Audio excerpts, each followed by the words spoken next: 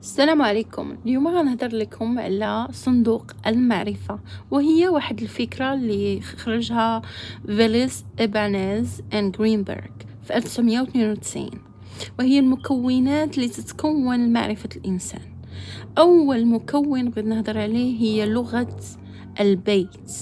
لغة البيت هي طريقة التواصل اللي تتوقع في البيت، يعني اللغة اللي تسمع الطفل، الهضرة، طريقة، حيت اللغة تكون وسيلة إيصال أفكار، يعني حتى المستوى ديال هذيك اللغة، كيفاش الدري تسمع الناس تفكروا، ومنها تيكون هو واحد الأرضية لاستيعاب والتفاعل مع المعلومات، فهي المفتاح الأول للمعرفة.